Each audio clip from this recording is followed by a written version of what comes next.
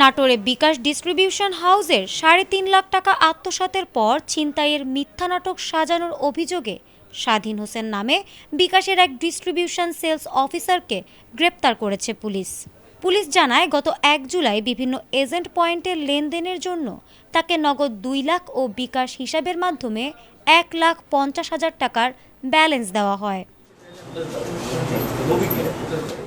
পরে ওই অফিসার দাবি করেন, সদর উপজেলার নারায়ণপাড়া এলাকায় অজ্ঞাত ব্যক্তিরা তার কাছ থেকে নগদ টাকা ও মোবাইল ফোন ছিনিয়ে নিয়েছে।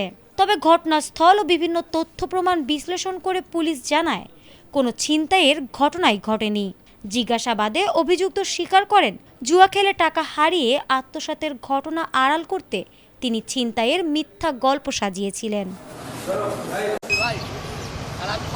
এ ঘটনায় বিকাশ ডিস্ট্রিবিউশন হাউসের বিজনেস ম্যানেজারের দায়ের করা মামলায় বৃহস্পতিবার রাতে স্টেশন বাজার এলাকা থেকে তাকে গ্রেপ্তার করা হয়। নাটোরের অতিরিক্ত পুলিশ সুপার ইফতেখায়ের আলম জানান, আত্মসাৎকৃত অর্থ উদ্ধারে এবং ঘটনার সঙ্গে অন্য কেউ জড়িত আছে কিনা তা খতিয়ে দেখতে তদন্ত অব্যাহত রয়েছে। আমাদের নাটোর একটি বিকাশ ডিস্ট্রিবিউশনের একজন ডিস্ট্রিবিউশন সেলস অফিসার যার নাম মোহাম্মদ স্বাধীন, তার নিকট হতে নাটোর সদর থানাতে কাপুরিয়া এলাকা থেকে ছিনতাইয়ের ঘটনা ঘটে এরকম একটি আমাদের কাছে প্রাথমিক অভিযোগ আসে। ২-৩ জন দুষ্কৃতিকারী ছিনতাই করে মর্মে তারা জানায়। পরবর্তীতে এই বিষয়টি অত্যন্ত গুরুত্ব সহকারে নেওয়া হয়। আমাদের নাটোর সদর থানার চৌকস্টির এই ঘটনাস্থল পরিদর্শন করে সিসিটিভি ফুটেজ, অন্যান্য তথ্যপাত্র বিশ্লেষণ, আমাদের গোপন তথ্য, পাশাপাশি আমাদের যে জিজ্ঞাসাবাদ তাকে করা হয়। পরবর্তীতে জানা যায় যে এই ঘটনাটি ছিল একদম সাজানো একটি ঘটনা। মোহাম্মদ স্বাধীন ইনি অনলাইন জুয়া খেলায় আসক্ত। এই জুয়া খেলায় তিনি এই ৩.৫ লাখ টাকা খুইয়েছেন।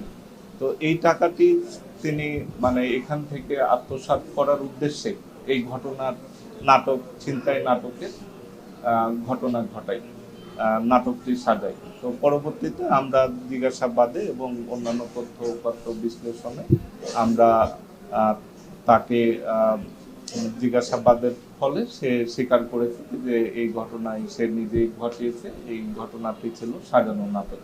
এই ঘটনায় বিকাশের এজেন্টের পক্ষ থেকে একটি মামলা দায়ের করা হয়েছে। আর যেখানে টাকা সে দিয়েছে সেটি উদ্ধারের আমাদের চেষ্টা চলছে। টাকা উদ্ধারও হয়ে গেছে। তো আমাদের এই ঘটনায় তাকে আমরা আটক দেখাচ্ছি এবং তার বিরুদ্ধে নিয়মিত মামলা রুজু হয়েছে। তাকে আমরা বিজ্ঞ আদালতে সোপর্দ করব।